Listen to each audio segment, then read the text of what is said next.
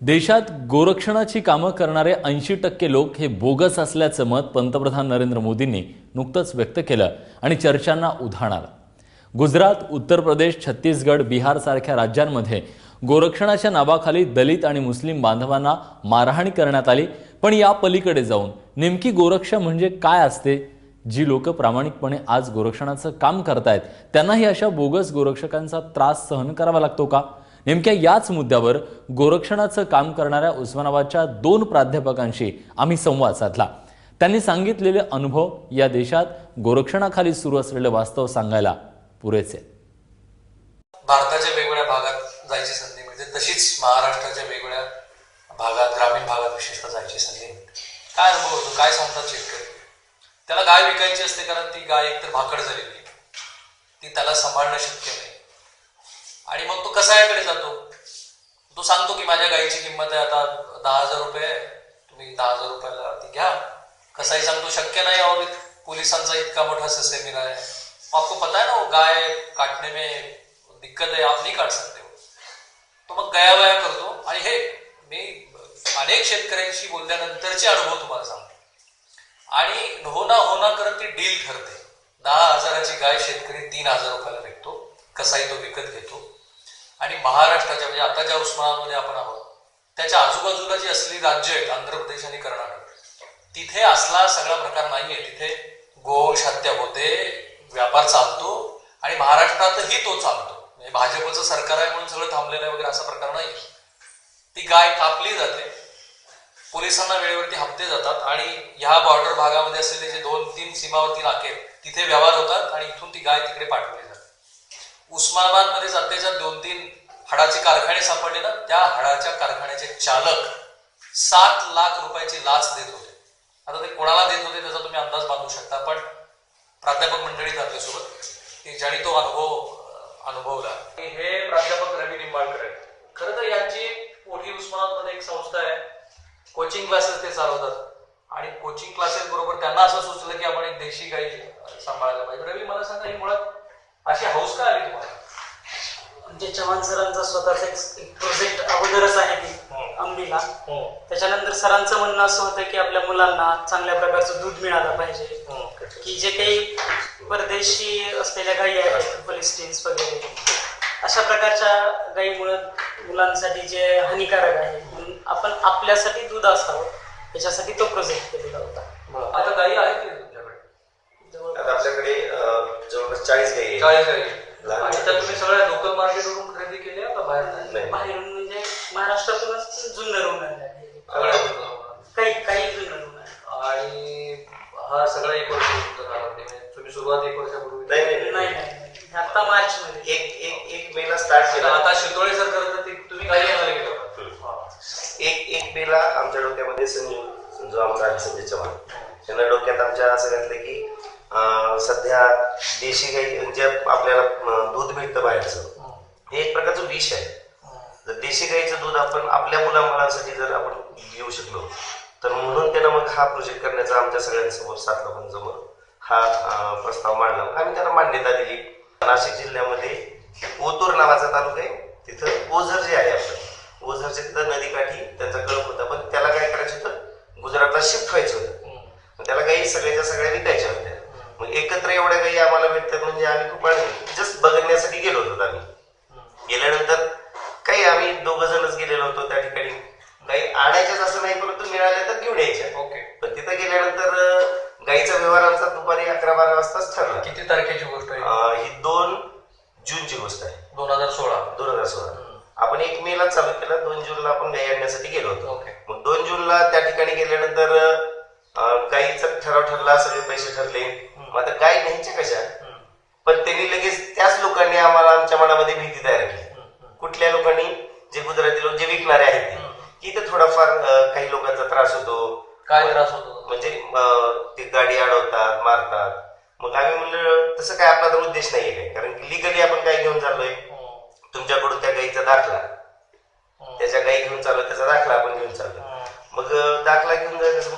त्यांनी खूप प्रयत्न केले गाडी मिळवण्यासाठी आम्हाला, परंतु गाडी काय आम्हाला कोणीच द्यायला तयार नाही. आम्ही स्वतः गेलो, प्रत्येक ट्रान्सपोर्टला गेलो उतरच्या त्या जिल्हा तालुक्याच्या ठिकाणी, पण ते म्हणले की इकडे कसं आहे, म्हणले की गाई कुणी घेऊन जात नाही आमच्याकडले ट्रान्सपोर्टवाले, कारण की लोक त्रास देतात. ट्रान्सपोर्टला वाहन तर नाही भेटत. मग शेवटी आम्ही संध्याकाळी 5 वाजता उस्मानाबादला कॉल केल्यानंतर तिथून 5 वाजता कॉल केल्यानंतर तिथून मग आपल्या इथला टेम्पो जो आहे तो ओळखीत असल्यामुळे तो तिकडे आला.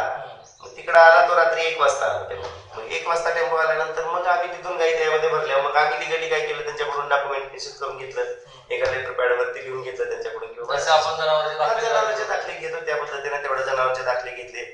आम्हाला भीती, मग हीच भीती होत असताना मग संध्याकाळी आम्ही ओझरला गेलो.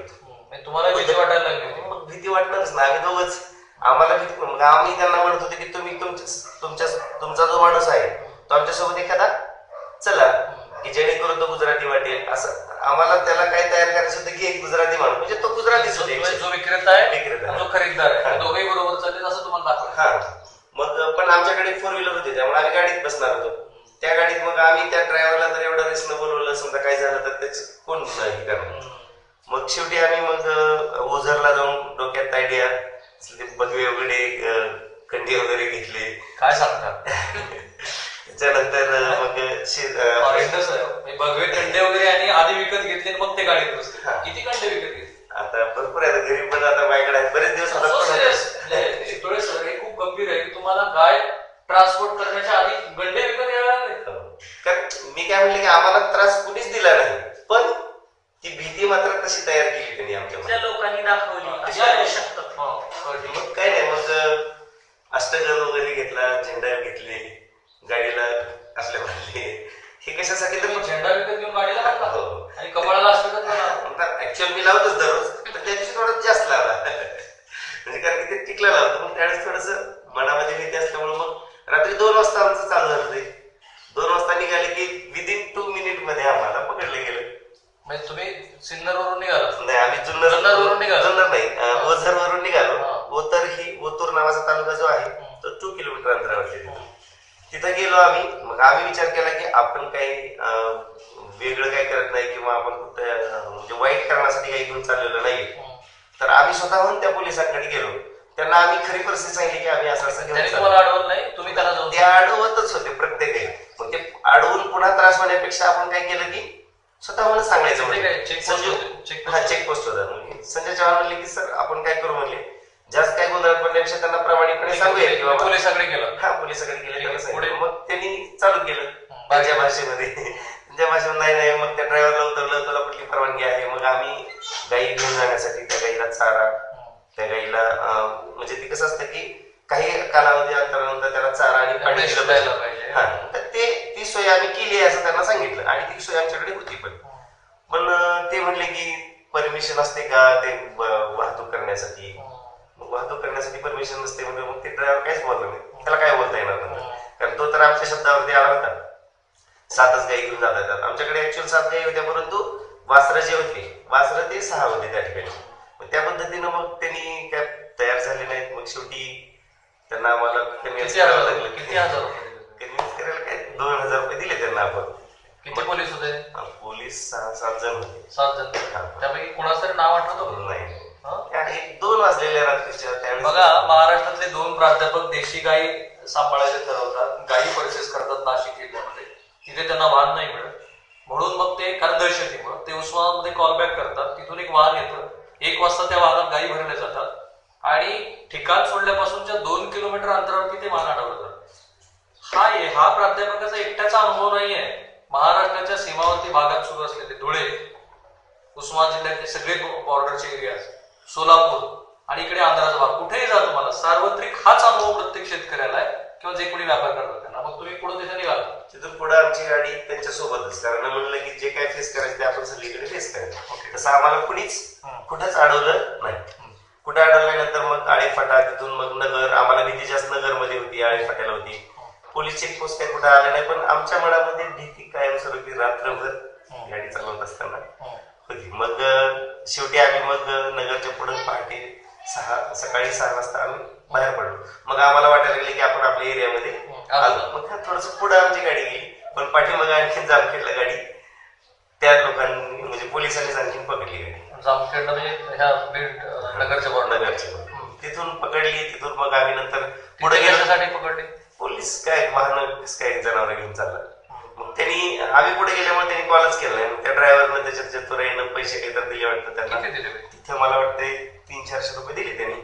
आणि मग तिथून पुढे मग आम्ही पुढे आलेलो होतो. मग ते तसंच उस्मानाबाद मध्ये आलो की मग नंतर मग आम्ही व्यवस्थित आलो तिथे. पण तो जो झालेला त्रास होता तो खूप भयानक होता. कारण की माझ्या माहितीच तर दोघं पण आजारी पडलो होतो. मला कुठे ऍडमिट केलं? नाही, ऍडमिट कुठंच केलं नाही. परंतु 2 दिवस आम्ही असं काय म्हणते त्याला स्टेबल नव्हतं. काय तसं असायचं कारण काय? कारण की ऍक्च्युअली आपला उद्देश काय आहे, ह्या आपण चांगल्या उद्देशासाठी घेऊन चालू, तरी पण जर असा त्रास होत असेल तर मग सर्वसामान्य माणसाचं कसं आहे किंवा दुसऱ्या लोकांचं कसं होणार आहे? फार अवघड आहे. म्हणजे गाई घेऊन येणं हा सगळं. मग इथून पुढे आम्ही ठरवलं की गाय इथं माझ्या गोठ्यावर कोण घेऊन येईल तरच मी गाई सांभाळणार, नाही सांभाळणार. काय सांगतो? कसं सांभाळणार, मग कसं आणणार? कारण की मग त्यासाठी मग आम्ही गुजरातला वगैरे बऱ्याच ठिकाणी कॉन्टॅक्ट केले आणि तिकडले लोक म्हणले की आम्ही तुम्हाला इथं पोच करून देतो. पण मग हा फक्त या 13 गायीच्या बाबतीत अनुभव आला का इतर गायीच्या बाबतीत? इतर गायीच्या बाबतीत फक्त लोक म्हणून येताना पण इथंच कुठेतरी पोलिसांना त्यांनी सांगितलं. आयुर्वेदिक कॉलेजच्या समोर कुठे? आयुर्वेदिक इन्सिडेंट घडला. उस्मानाबाद मध्ये आयुर्वेदिक कॉलेजच्या तिथे अडवलं. फक्त अडवलं का पैसे घेतले? अडवलं गेलं, विचारलं की पण आपल्या उस्मानाबाद असल्यामुळे ओळखीवरती आपल्याकडे आहेत आपल्या आहेत म्हणल्यानंतर सोडलं. तपशीलवार महाराष्ट्रातले असे अनेक अनुभव आपल्याला खरं तर जाणून घ्यायला लागतील. कारण झालं असं की यातनं साठेलोट निर्माण झाली. मूळ मुद्दा काय माहितीये का, जेव्हा कॉन्स्टिट्यूशन रिफॉर्म फॉर्म झाले, basically article 257 if I am correct, त्याच्यामध्येच गोवंश हत्येला बंदी घातली आणि म्हणून देशभरातल्या अनेक राज्यामध्ये आज गोवंश हत्याची बंदी आहे. पण आता झाली 60-70 वर्ष झाली. त्यानंतर सगळ्याच लाईफस्टाईलमध्ये चेंजेस घडून आलेले आहेत, लोकांच्या गरजा बदलल्या आहेत. ते सगळं लक्षात न घेता एका विशिष्ट विचारसरणीचं सरकार जर अशा पद्धतीनं कायदे थोपवत असेल तर त्याचे ग्रॉस रूटवरती होणारे परिणाम हे खूप वेगळे असतात. एक तर निश्चितपणे मी म्हणू शकतो की शेतकऱ्यांचं अर्थकारण पूर्णपणे यामुळे डबघाईला आलं. विचार करा. कॅमेरामन ओंकार नोचुडेचा मी राहुल कुलकर्णी, एबीपी माझा, उस्मानाबाद.